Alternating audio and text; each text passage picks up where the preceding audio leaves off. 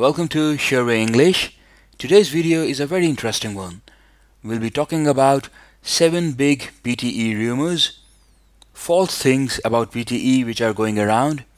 You should not pay attention to these 7 things, because if you start paying attention to these 7 things and start doing as they suggest, then you will be risking your score. So like I said, there are a lot of rumors going around. Most of the times they've been put out by so-called experts, right? They say these things because they want to come across as experts. They want to show that they know something about PTE Academic which others don't know. So they make up these false, illogical statements, things, these inside secrets, and then they spread them so that people should pay attention to them. And I've seen a lot of test takers believing these things honestly, and when they do, it only affects their score badly. So that's why I've put this list of 7 rumors. If you hear someone talking about these, or if you come across these, just run away. Don't listen, don't pay attention to these. The very first one, now this is the most popular. A lot of people, a lot of so-called PTE experts will say, in speaking, it doesn't matter what you say. Some of them say that you can even talk about how you came to the test center. You can talk about how your day has been, and as long as you are fluent, as long as you are speaking fast, it will not matter what you say. This is entirely wrong. The PTE Academic, it has a definite weightage for the content. So for example, you are given a described image which is a graph on the economy, and you start talking about pollution, or you start talking about how your day has been, then the computer, the PTE software, will be able to detect that you are not speaking on topic.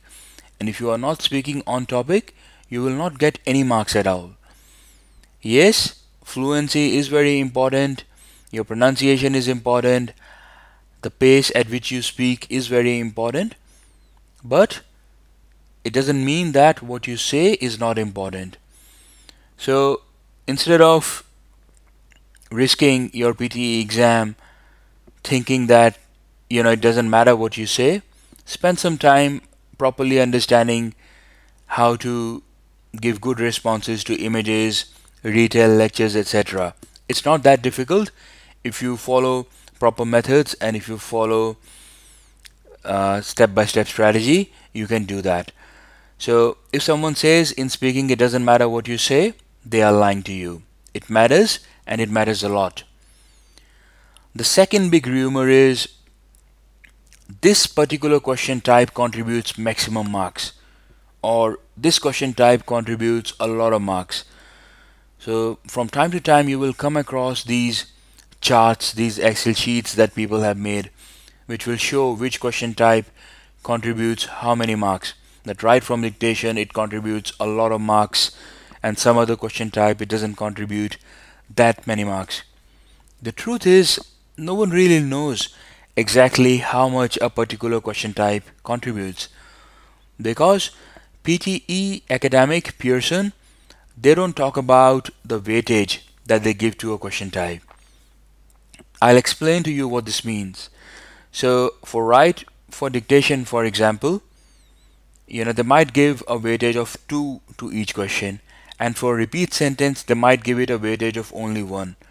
So even if the repeat sentence questions, there are a lot of them in number, but they might still on the total add up just as much as right for dictation, because their weightages are different.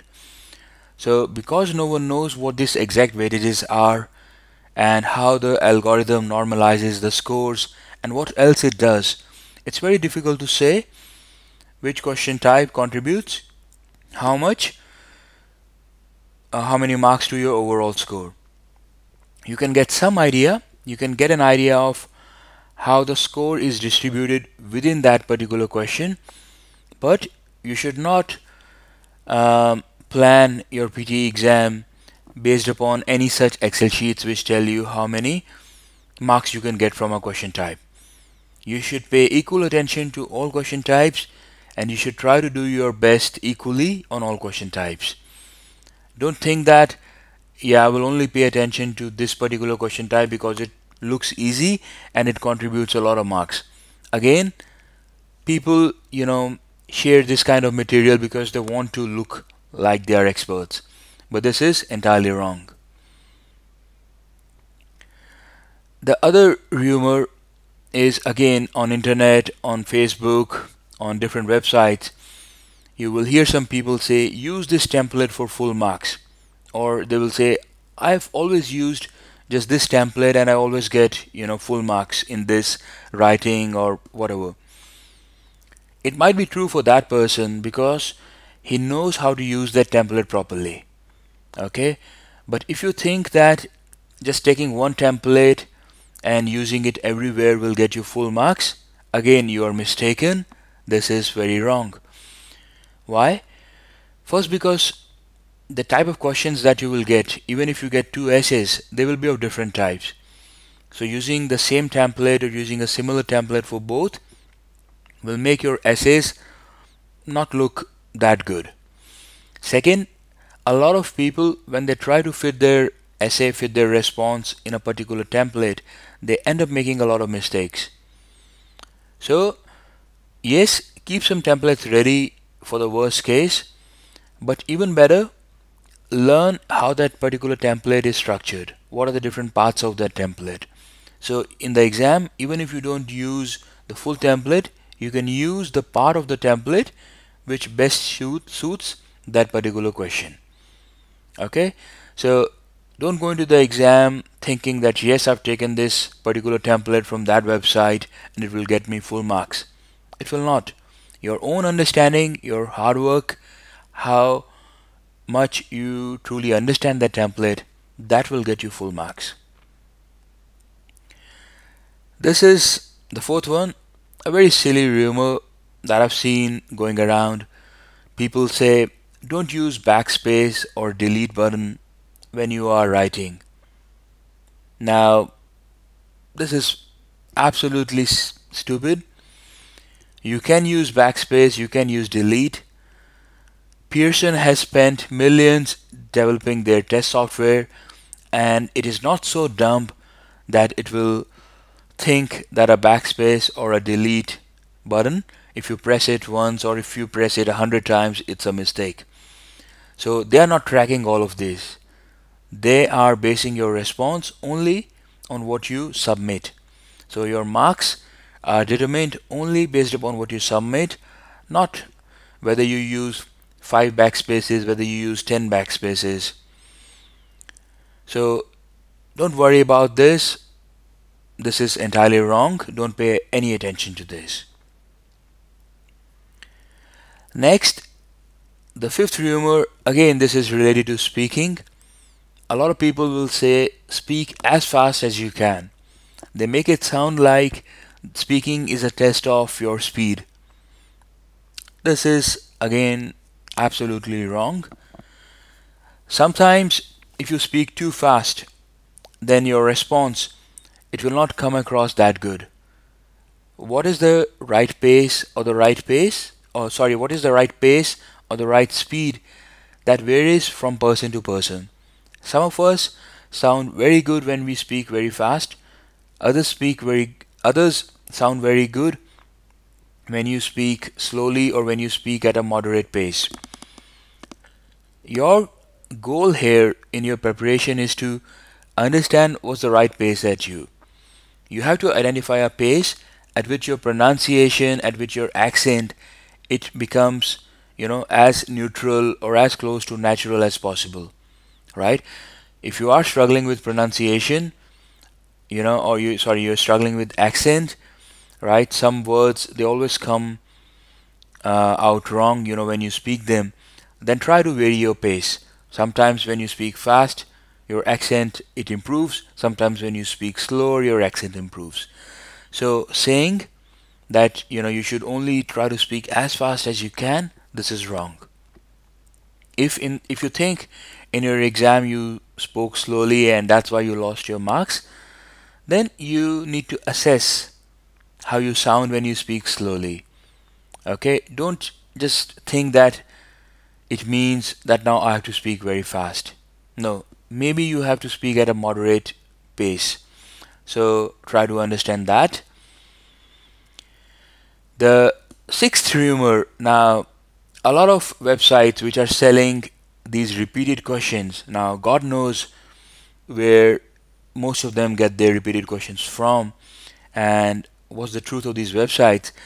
But a lot of them will say Pearson released new questions on 18th March or Pearson released new questions on 23rd September and we have collected all the questions, new questions, and they are in our question bank. Absolutely wrong. They are lying to you. Why?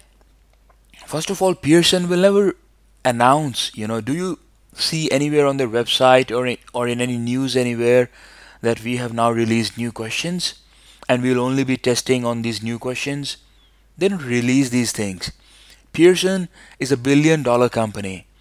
Even if you take all the PTE and IELTS preparing websites and coaching centers together, right, all over the world, they will still, all of them, they will still be smaller compared to Pearson. Okay, so if someone says, we have maybe some people inside Pearson who give these questions to us, they're again lying to you. It's not possible. And at best, the correct version of this is Pearson from time to time, maybe every day they release some new questions. Okay, but there's no way of knowing how many questions they release. There's no way of knowing when they release this. So if you hear some people saying that Pearson released these new questions on this date, don't worry about it. Ignore them. They're just trying to sell their question bank to you. They're just lying to you. So don't pay any attention to them. The final rumor. Now again, this is very silly.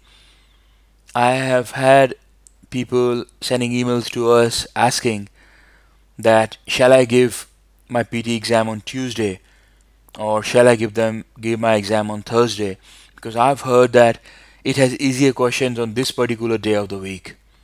Again, absolutely random and there's no truth to this. The exam draws from a central question bank your questions, and the question bank is the same on all the days. So there's the same probability of getting easy or difficult questions on any given day of the week.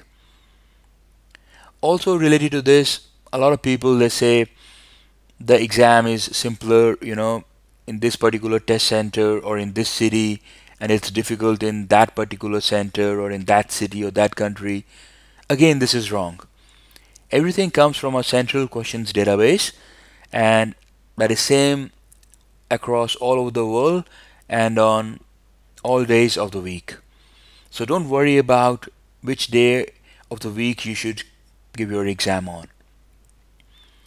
So these are the 7 rumors, the most that I've heard of, the most popular ones. Don't pay attention to these. These are people who just want to come across as experts. They want to make you a bit insecure so that you buy their course or so that you buy their question bank. The only guaranteed way of getting a good score is studying the 20 question types properly, develop a method, follow that method, clear your concepts, and then get some good practice. That's the only sure shot way. Don't pay attention to anything else. Please like the video, subscribe to the channel if you found this useful. We release new PT videos every week, so do subscribe to the channel, please. If you have any questions for us, leave it in the comments box. And if you haven't done so already, go to sureway-english.com and start your free PTE course. A lot of useful material for you there. All the best. I'll see you very soon in the next video.